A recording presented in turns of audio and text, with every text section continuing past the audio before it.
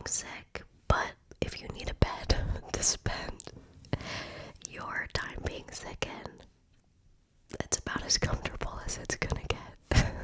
Everybody's different, and Helix knows that, so they made a sleep quiz that takes your unique body type and sleep preferences and matches it to the perfect mattress for you. I personally am mainly a stomach sleeper. I prefer a medium feel to my mattress, so based on that, they matched me with the Dusk Luxe mattress and the Midnight Luxe mattress. Both are extremely comfortable. We also have their cooling cover, which we adore. I like being cold at night with a bunch of blankets piled on top of me, and that cover, especially in the summer, really makes a difference. I also have the knit weighted blanket, and again, throw that on top. It's like the perfect recipe for the best night's sleep. It's so comfortable. Helix mattresses are also fiberglass free, so you don't need to worry about the harmful effects of that to your health. The best part about all of this is Helix will deliver straight to your door with free shipping in the US. It just comes rolled up in a box, and it's super easy to set up yourself. If it makes you nervous to buy something that you haven't tried out yet, Helix has a 100-night sleep trial, so you will have more than 3 months to make sure that you love it. They also have 10-year warranty on their mattresses, and they even offer flexible payment plans and financing options, so a good night's sleep is never far away. I love my Helix mattresses, and I really think you would too. If you're looking for a new mattress, check out Helix. You can click the link down below in the description box, or you can go to helixsleep.com/Madi and get 20% off your mattress plus 2 free pillows, and their pillows are absolutely amazing. Thank you so much, Helix, for sponsoring this video. Hello there, sweetheart. Tonight's video, we are going to be finally doing a book review. I know you guys have been requesting one for a new one for quite a while, an update. So here it is. There's probably going to be quite a few cuts in this video, because I cannot stop coughing. I wanted to film this video today. Number one, I want to get a video out at some point this month, and I need to. But I've been wanting to make this video, but I also needed an easier video that I can kind of just sit down and film and go something easy that doesn't require a lot of setup, because for the last week I've had influenza A, and it was probably the most sick that I've been in a long time. A long time. It was horrible. It was horrible. But Jack and David took great care of me and helped me feel better. But this, I'm trying not to cough.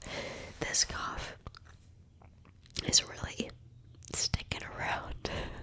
It's not my friend.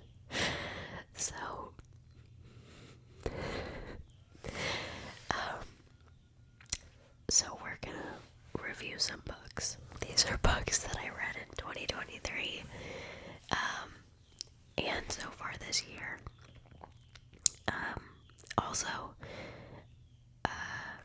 I did not get ready at all for this video, appearance-wise.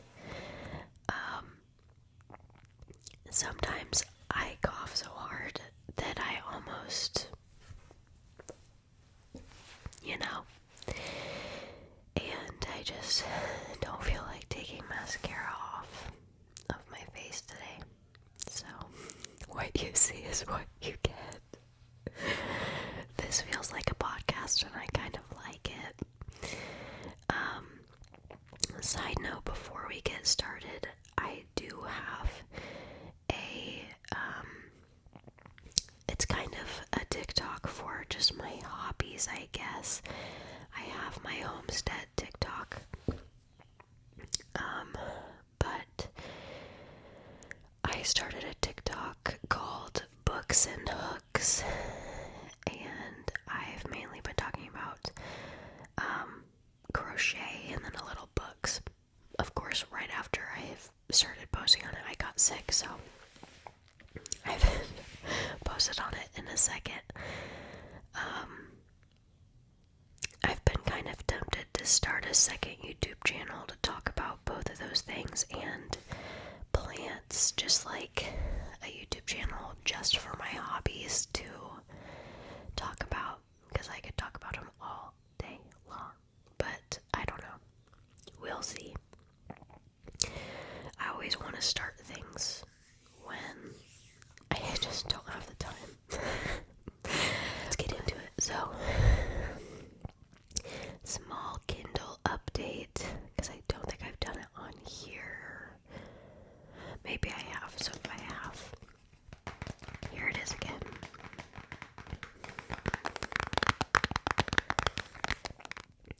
I tried to look back on my last book review, just to get an idea of where we left off. So I re-listened to From Blood and Ash, A Kingdom of Flesh and Fire, and then I guess I listened to A Soul of Ash and Blood, and I'm gonna be real, I don't remember that. I truly don't remember that at all. What did I rate it? A 4. I don't remember that at all. I'm not kidding. Okay. And I'm pretty sure a new one has come out. I've heard people talking about, I swear, a new From Blood and Ash book in the series, but I could be wrong. Maybe they've been talking about that one this whole time and I had no idea. I don't know. So I rated that a 4-star. I honestly wasn't even planning to talk about that because I don't remember that. So, moving on. Then I listened to The Serpent and the Wings of Night, Crowns of Nyaxia #1. And this one I believe is about vampires. Looks like human or vampires. I listened to this one. I gave it 4 stars. Honestly, looking back on it, sometimes I'm really generous with the ratings I give. I'd probably give it a 3, just because it wasn't bad. I just did not want to read the next one. Like, it didn't grab me, if that makes sense. When the first book was done, I was just like, okay, you know, what's next? It wasn't bad. It just, I don't know. It just did not grab me. I remember parts of that book, not enough to really give away. Spoilers will be coming, and I'll tell you guys when they come. Okay, so then I read the Ravenhood series. I read Flock, and then I read Exodus, and then I read The Finish Line. So, whoever recommended me this trilogy,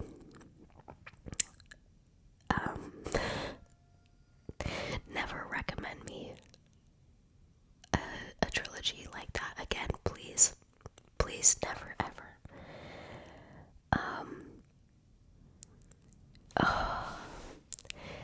That trilogy literally broke my heart so bad.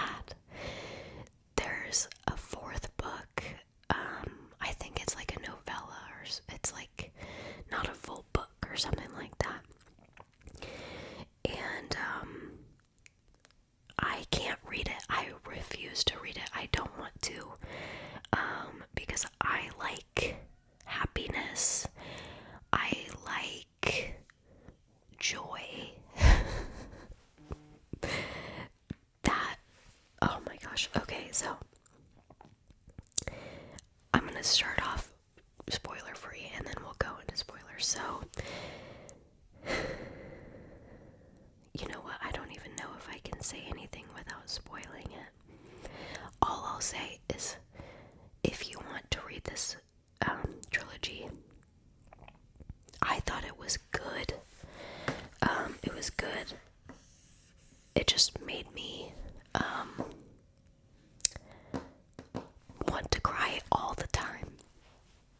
That's it. Okay, now spoiler time. So, in the first book, Flock, I'm already forgetting isn't her name Cecilia? I can't remember. As soon as I finished this trilogy, I put it right out of my mind because I just couldn't even think about it. I didn't want to be sad anymore. Okay, so I can't remember her name. I swear it's Cecilia. Come on. Somebody show me a main character name.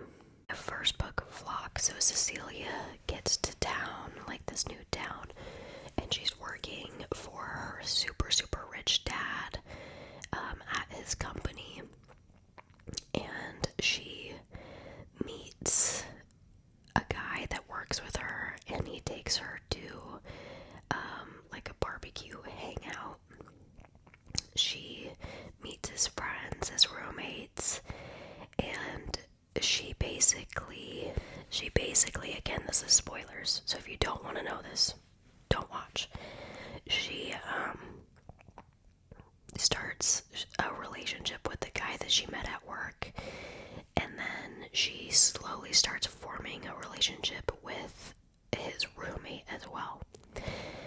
And so she dates them at like the same time. They both know, they're both cool with it. And she's slowly figuring out, like, they're super secretive. They all, these two guys and all the other guys at like the barbecue cookout thing, they all have matching tattoos, and she's trying to figure out, like, what is this group they're in? They're super, super secretive. All this stuff. And so then as you get into, I think it starts in the second book. I can't remember the timeline of the books. The only break I took was from the second to the third because I needed a slight breather, but so they're dating her, and she's also finding out like one of the guys, his parents died in the factory that she works at that her dad owns. And there's a lot that she's learning and trying to figure out and whatnot. And so the head of the group is one of the guys' older brother. And he finds out that they're dating her, and they kept it from him, and he's super pissed. And he had known about her being this guy's daughter. He had seen her when she was a little kid, like years ago, and he always made it his mission to keep her out of things because they're going after her dad and the company. What they do is it's kind of like a Robin Hood thing where they steal money and they give it to the less fortunate, and they like give it to local businesses and stuff. And so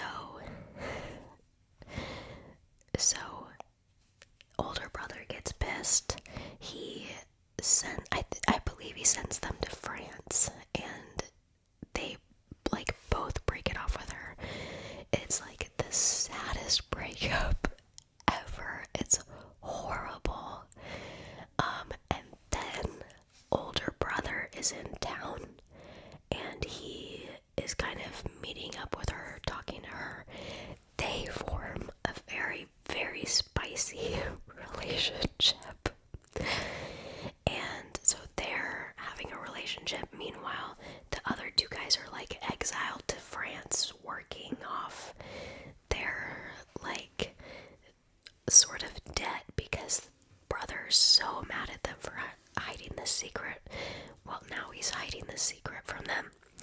They catch them together. They're pissed. She's upset. And then the saddest part is another rival, like, gang comes to attack her dad's house, and big brother and younger brother, actually all three guys I think are there, but younger brother's talking to Cecilia. Dom is his name, and there's Don, Sean, I can't remember the older brother's name, but they're talking, and long story short, the younger brother gets killed, and he dies in her arms. It is so sad. It's one of those moments where you're like, surely this author is not killing off a main character. Like, it just was so heartbreaking. It was horrible. And then after that, it's just sad. More sad. Like, it just does not stop. And then the finish line, the third book, like, halfway through it starts to get kind of happy. And so it was good. Was it a 5-star? What did I rate it? I wouldn't say it's 5. Oh, I did give it a 5. Wow, I'm generous. Okay. Yeah, I guess I gave it a 5-star on my Goodreads. See, here's my problem, is right when I'm done with a book, my ratings are usually fairly generous, and I have to rate it to mark it as read, but I might, like, go back through and be like, now that I've had some distance, do I want this to be, you know what I'm saying? But, you know, it was good. I don't know if I would say it was a 5-star. Like, maybe it was a 5-star, but it's not in my top 5 at all. Because it just was depressing. Okay, moving on. Now, we've read, I read Beyond the Veil, Zodiac Academy 8.5. So this is, like, I think they consider it a novella. I actually absolutely loved this book. It was, to see more of Tori and Darius. You get, like, everyone that is beyond the veil. You get their perspective. You learn about the veil. Everyone who has passed away, you get to see what it's like for them, what they think, how they view the world from their end. It was so good. I personally loved it. I think if you like that series, you definitely should read it. It's worth it. They did just come out with, what's it called? Something with Lionel. They came out with another novella I need to read. And then book 9 comes out at the end of April, and I'm legitimately going to do nothing for that, like, week. Oh, that novella is called Live and Let Lionel, I believe. But yeah, I loved it. I don't really have any spoilers for it. I just loved it. 10 out of 10 recommend. If you like that series, you should read that. Then I read Iron Flame. Hold on, I need some more coffee. Iron Flame. Here's the one issue is I didn't really take notes on this, I don't think. I do have highlights. Let's look at my highlights to help me get through this. Okay. First of all, No spoilers. Loved it. I love both of these books. I know some people either don't like them at all. Some people liked the first one, not the second book. I love both. I'm a huge fan. And I'm gonna make a TikTok about this, but I need the trophies for my shelf. But I have seen like at least 10 different versions of this book. So I need somebody to help me. What version do I get? What's the coolest version? Because I need to visually see this on my shelf. Okay. But yeah, I loved it. I love the dragons. I just personally like it. It did get slightly annoying a little bit because I felt like, here's where spoilers are gonna start. I felt like Xaden and Violet kind of had a similar fight over and over, and I was kind of like towards Violet. I'm like, okay, can we move on just a little bit from this? But I'm trying to think of what happened because I think I read that in December. But we get to meet Sloane, Liam's little sister.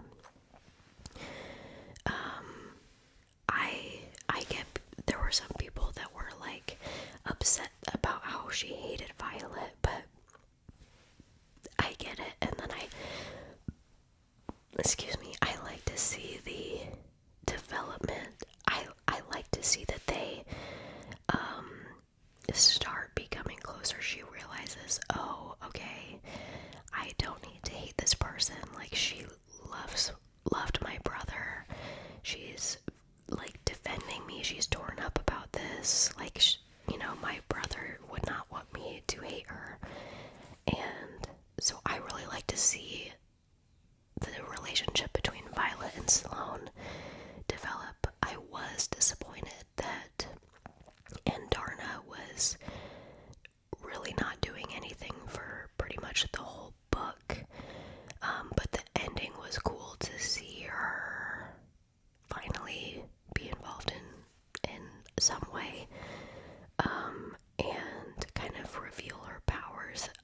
Towards the end, I was kind of thinking, I'm like, okay, I don't think she's like just a regular black dragon. She's gonna be something really cool, or she'll provide like a really cool signe. Is that how you say it? Signed. I don't know. We find out Xaden's second signet. No, I don't know. His second power. We'll just say that because I can't say that word. Which I think is reading minds or something like that. The ending. I thought it was a good ending.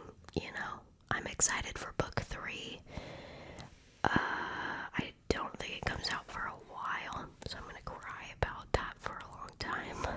But very good. I highly recommend that book, or those 2 books. I would really recommend it to, honestly, anyone. But if you like Akatar, Throne of Glass, you'll like that. Okay. So now,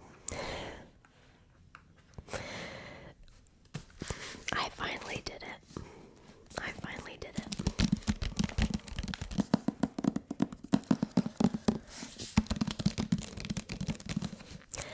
I read the Crescent City books. I read House of Earth and Blood. I read House of Sky and Breath, and then I read House of Shadow and Flame, but I don't have the physical book yet. I will probably get it just to have on my shelf since I already have the other 2.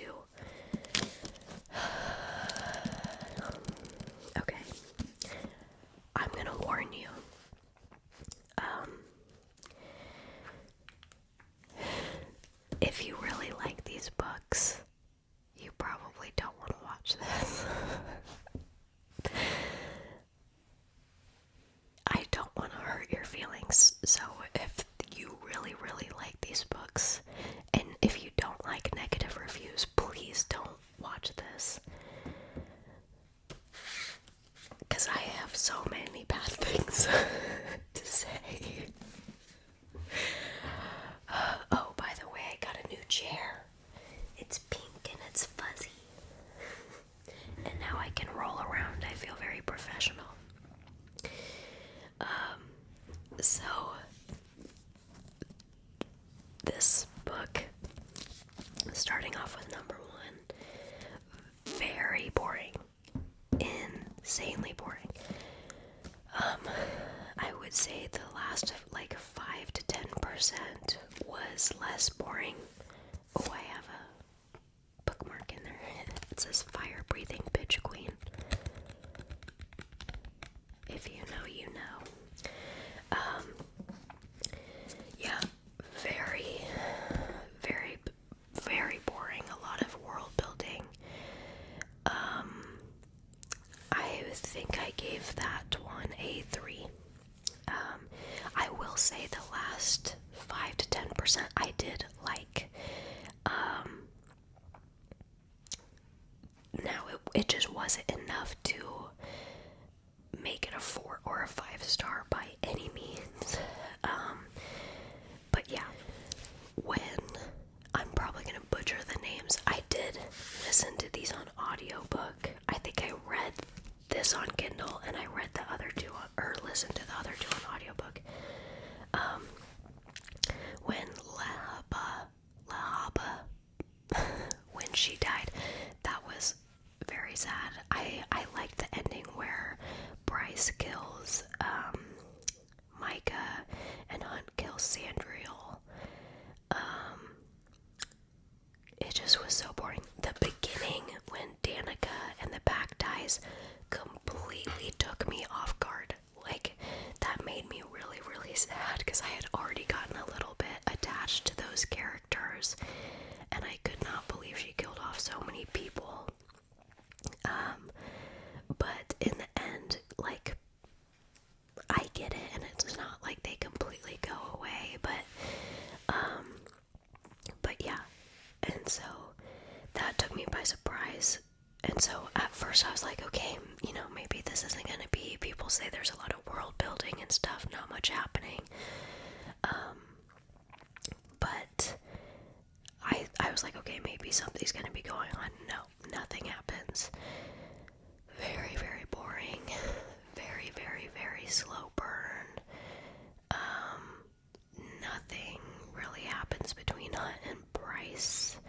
I did like the scene where he comes back from being the Umbra Mortis and she kind of helps him in the shower, like, get clean and stuff. I thought that was a really cute, sweet scene. So, yeah, 3 stars on this one. And I will say that, you know, I'm willing to go through a little bit of a boring book. If it's the first one, there's a lot of setup, world building, things happening. I expect, like, the second book to then pick up. Okay, like, let's go, let's get moving. So, if the series ends up being really, really good, I'm okay with the first book being slow. Okay, so, like, I don't have that much bad to say about that one. Now let's talk about this one. This is House of Sky and Breath.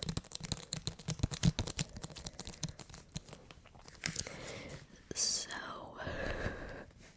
what do I say that's not a spoiler? I did not like this book for many, many, many, many reasons. What really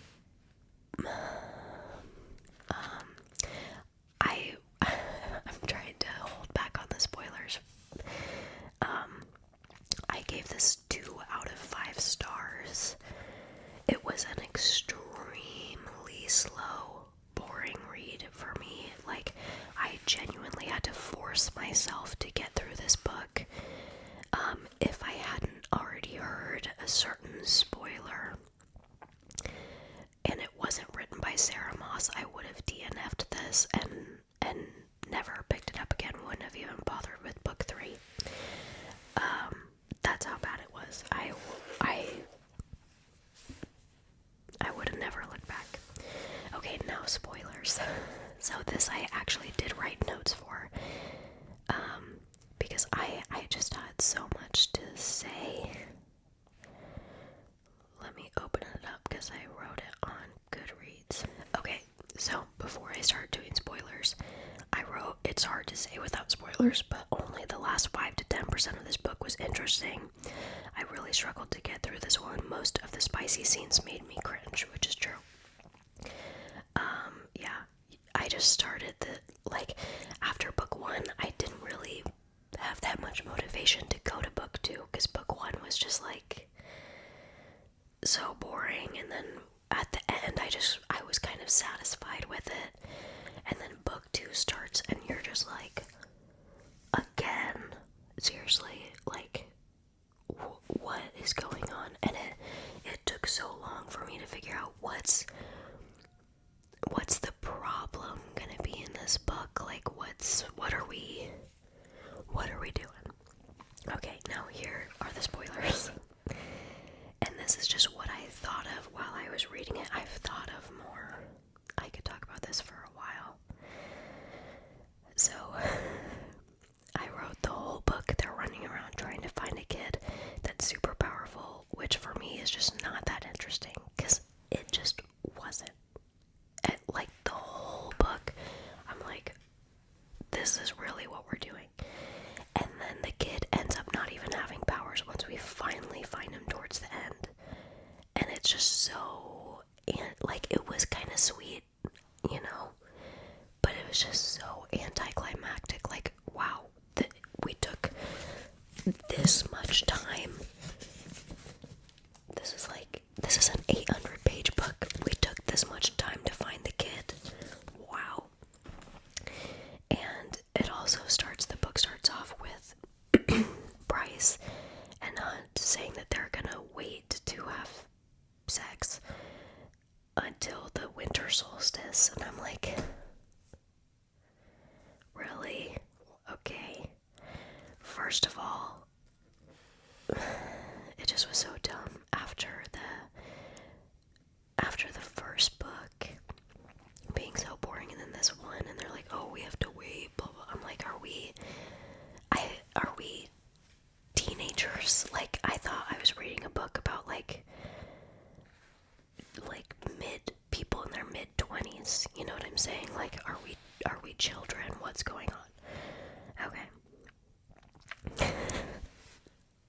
Now, this is why a huge reason why all of the sex scenes were so, I cringed personally. Sarah J. Maas describes a woman's downstairs as her sex, or her mound. Yeah.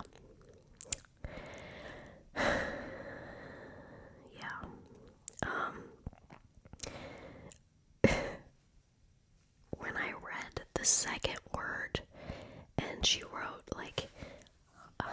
Hunt peered over her mound, I was like, what are we doing? Why? I wanted to just throw my book. Actually, I was listening. I wanted to throw my headphones at the wall. I really wanted to be done with this book when I read that.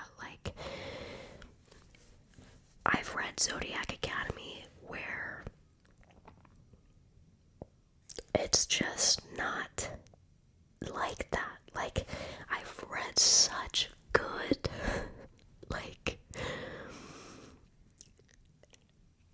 I don't know. It's like if you, what is it like? It felt like you go to,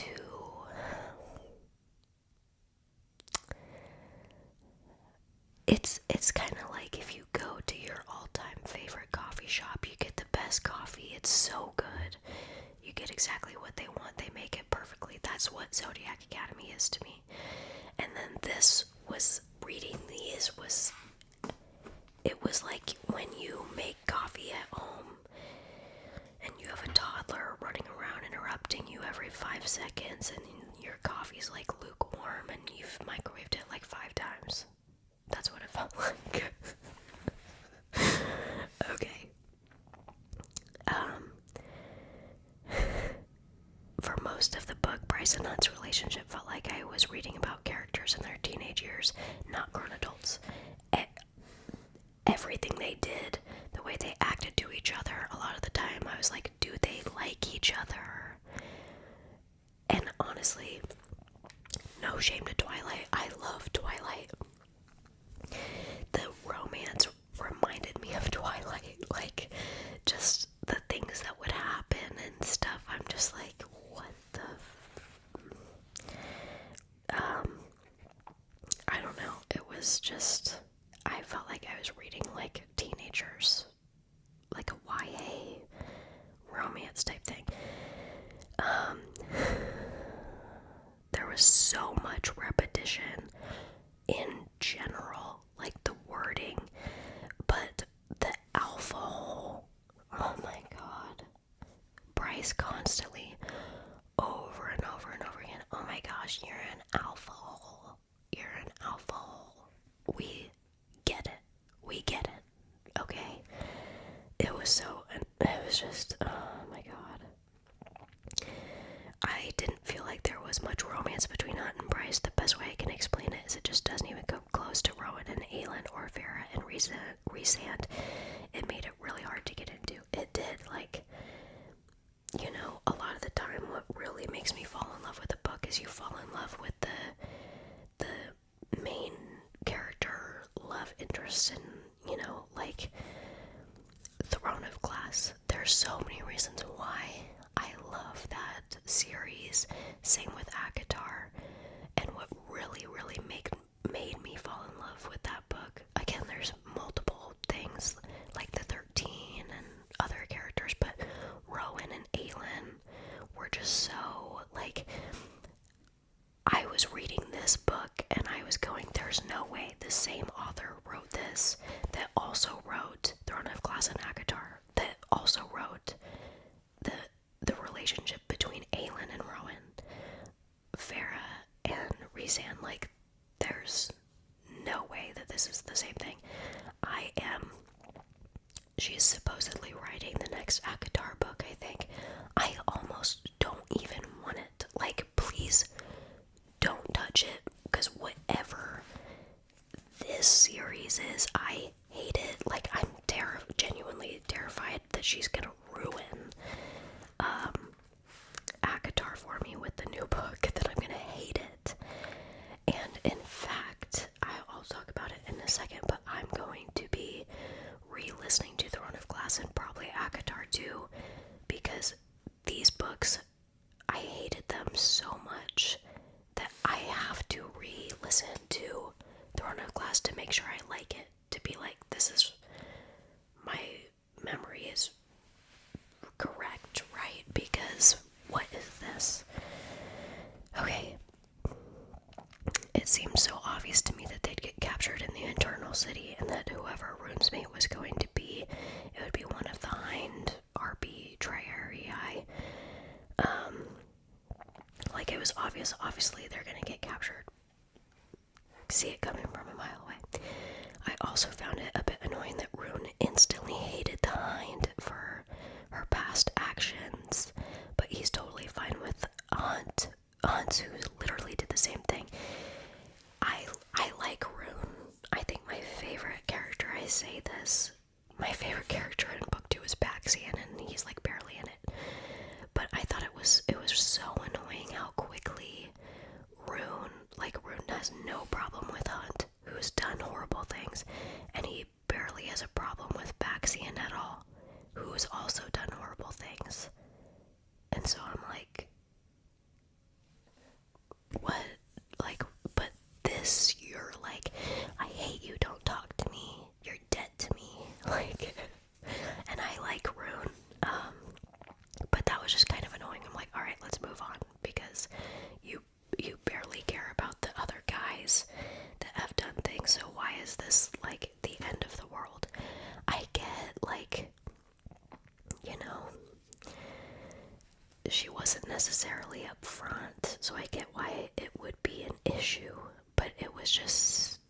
it didn't need to be that big, and it didn't need to last that long. But nevertheless, I like them together. So, okay, this next point, I haven't seen anyone else make because I have been watching so many negative reviews on TikTok of these books. I felt like Sarah Moss tried to make Bryce a little too much like Aelin in Throne of Glass, with the, like, oh, I'm gonna make a secret plan and not tell anybody, and then when it comes out, like, it'll be this genius plan, and then everyone's like, oh my god, she did it again, she came up with this genius plan and didn't tell any of us. Like, it's literally what Aelin did in all of Throne of Glass. That's Aelin. Like, and it didn't bother me when Aelin did it, but like, this is just such a copy. I would have liked to see more of an original personality on Bryce. Like, the whole time I just felt like it was like a knockoff version of Aelin, except in this book and in the third book, I just felt like Bryce was a brat. I don't really like her. I had no problems really with her in the first book. In these other books, I'm like, I don't really like Bryce at all.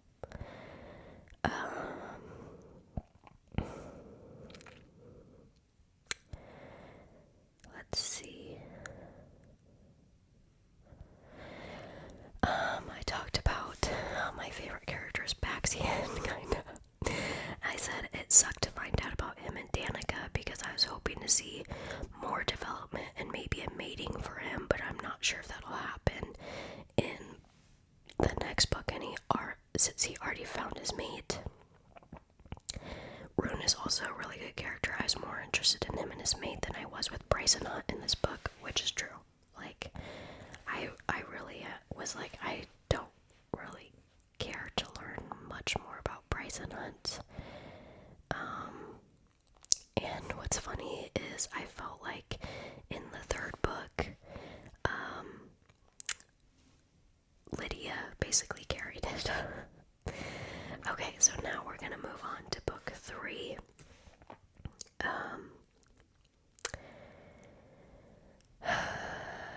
So this book is gonna be all spoilers. It's a brand new book.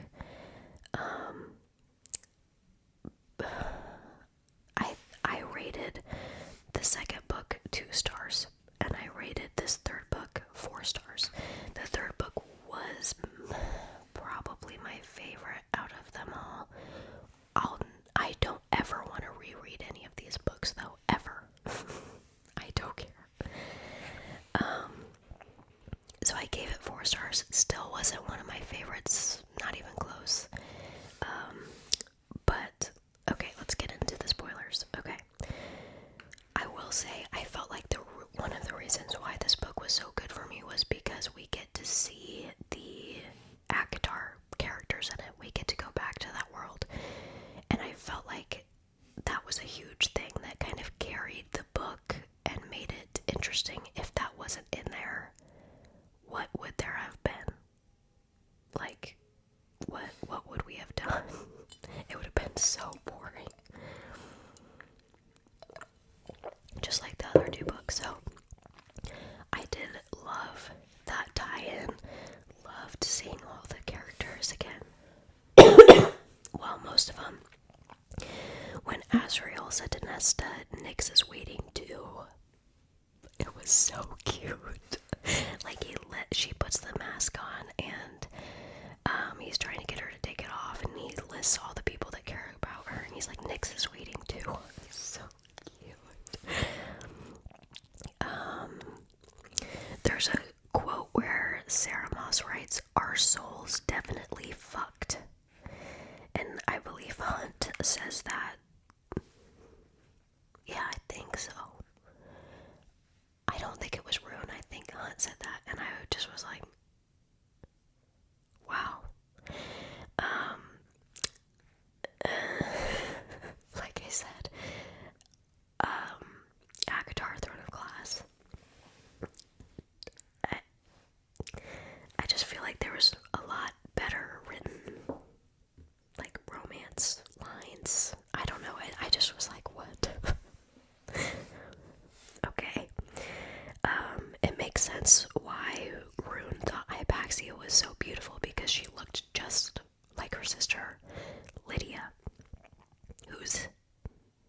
his mate, right? Yeah, I'm pretty sure that they say it's his mate. Yeah, they do. Okay. Sorry. Sarah Moss really loves her invisible flecks of dirt. My God.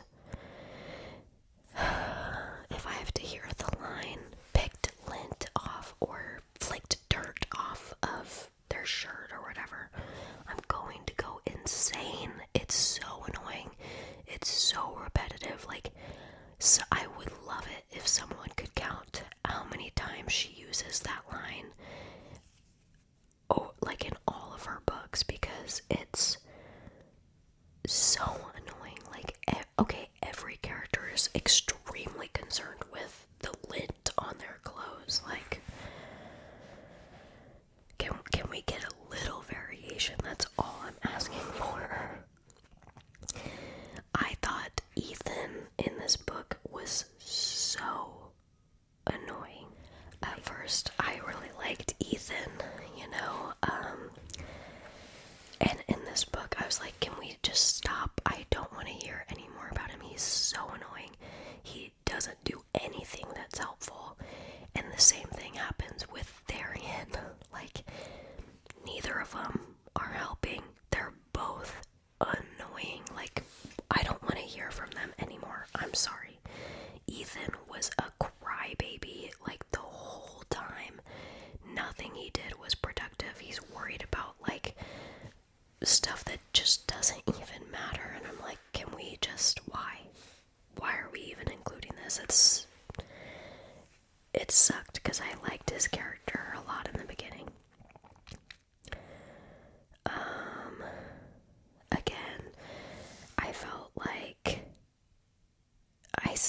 I wrote, am I the only one who doesn't like the whole I want to fuck for every sex scene or almost sex scenes?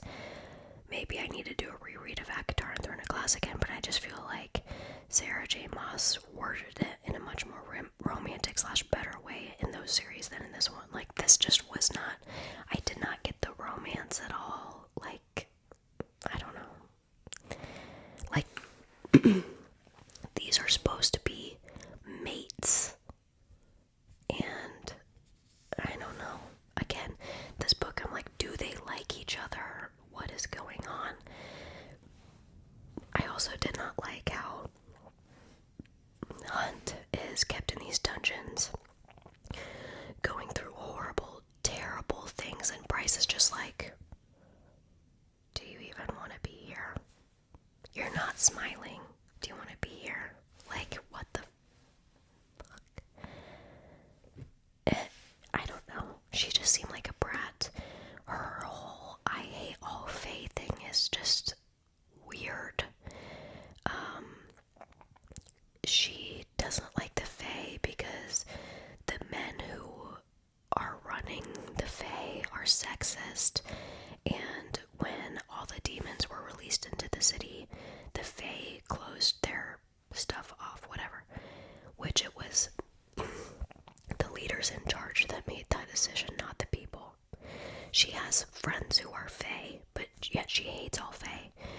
She keeps going, but the humans, the children, which, yes, the children, but are there not young Fae? Like, there's children in the Fae quarter too. And so I'm just like, so you hate all Fae, you don't want to help them at all, but are there not children? You're literally friends with Fae. It just was so dumb, just her bratty. It was just, I didn't like it. Don't like her. Didn't like it. I put that I'm still annoyed. She's still doing the secret plan crap, just like Aelin did, and it was just really annoying.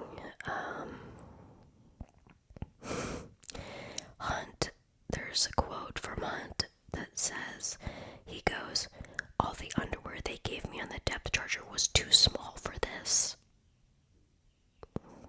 And that was the first time that I got, like, the deepest ick ever over a book character. Especially a main book character. Like, what the... Just...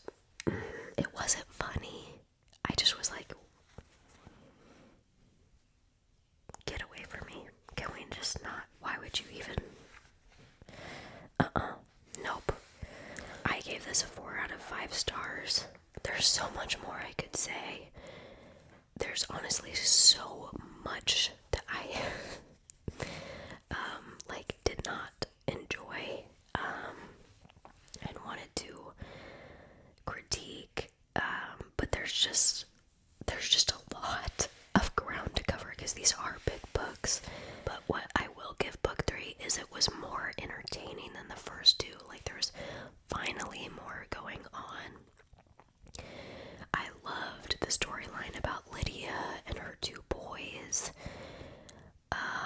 Hated how Bryce called her son's baggage.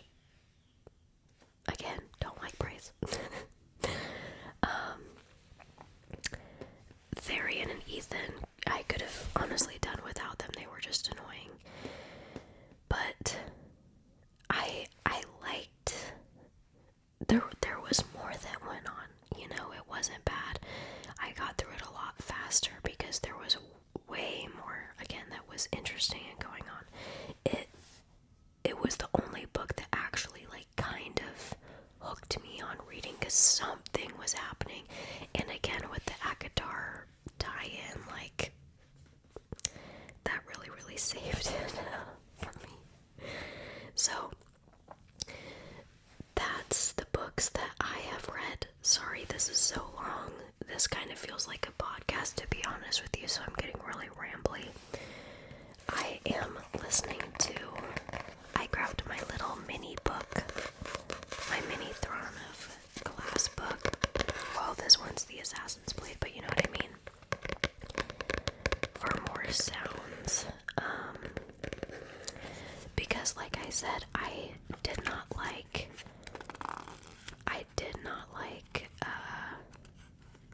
these books so much to the point that I need to re-listen to the series.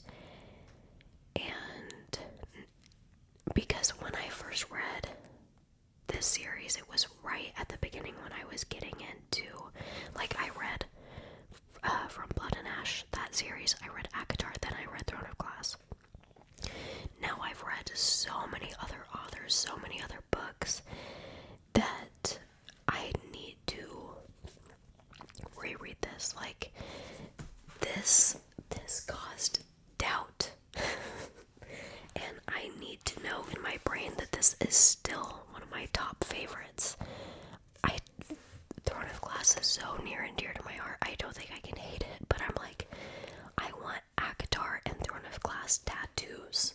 I need to go back and make sure I still like this because that series scared me. And plus, I've been wanting to reread it anyways, or re-listen to it, because it's just good. And after so long, there's so much I've forgotten. So this is what I'm listening to now. I've been listening to a lot of audiobooks while I crochet. And if I'm not listening to an audiobook, I read it on Kindle. But I'm currently crocheting 2 different pullover cardigans. One is in this yarn. It is Red Heart Roll with It.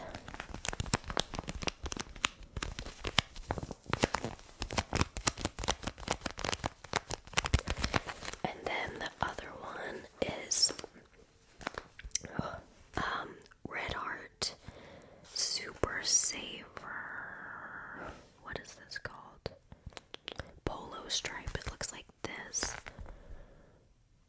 There we go. I'm doing 2 different ones because I did not have the patience, and I'm really happy with how they're working up so far. Like I said, it's so tempting to do a second channel where I don't know. I don't know what I would do. I could do a format like this where I sit in front of the mic and just talk and crochet or do whatever. I have no idea. My most recent finished work is this pullover in the back. You can't really see it. I finally got my office organized, so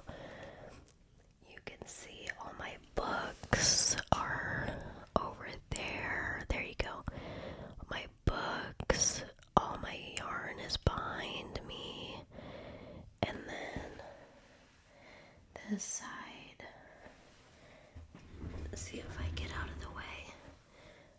I've got my pullover hanging there, but I've got my sewing machine, 2 of them, and my other, this thing on the bottom and the green one that you can't really see. It's kind of in the way. Those are 2 different, it's all blurry, but these are 2 different bins. Let's see if I can get it. There you go. Those were passed down to me by David's grandma when I got into sewing.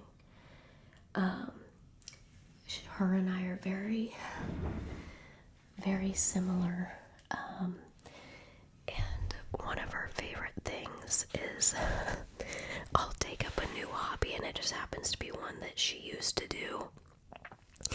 And she loves it because then she gets to get rid of all of her stuff and give it to me, and I love it because I get free stuff that I will use. And then I love things that are passed down. Like I like carrying that on, and I just think it's super, super special. And then over there I have I'll do a full tour at some point. But over there I have my guitar and from Blood and Ash Prince, and we've got plants up there. You know what? My monstera plant up there really wants water. Oh, that one really, really wants water. Okay. Couple plants hanging in here are like begging me for moisture, begging me for water, and I can tell I feel bad, so we'll take care of that after this. But yeah, let me know if you've read these books, what your thoughts are, and you know what? If you loved these books and you still listen to that, thank you for listening. Thank you for hearing my side. Feel free to tell me why you liked the books. You know, we're all here together. We all have the same hobby. We don't have to feel the same way about books, you know? So if you liked it, that's awesome. I'm glad. And I think your opinion can really change too, based on how much you have read, because once you've read a lot of different fantasy romance books, you get kind of pickier and pickier, and you notice, this is just my opinion, I notice things now that I looked over when I was first getting into reading, you know what I'm saying? And again, like, I see a lot of people critique Fourth Wing and even ACOTAR, Throne of Glass and stuff. And all critiques are valid, like everyone's opinion is valid, but I'm willing to overlook certain things if the storyline is good. For me, I have to have the fantasy, I have to have the romance, I have to have the plot. I don't want to be cringing. It has to make just enough sense. It has to be entertaining. I love it if it's funny. Like, that's what I love about Zodiac Academy. It has all that. There's constantly things happening. I genuinely laugh at the book. I love the characters. I love their personalities. They're so unique. I don't know. Like, I'm not looking for, oh my gosh, like, I need the writing to be amazing. You know what I'm saying? But sometimes there's books that just have so much that I don't like that I just can't overlook it. Like, there's no plot that is saving it. There's no, you know what I'm saying? I don't know. I'm just blabbing, so I'm gonna stop talking. I need to stop. Thank you for watching this extremely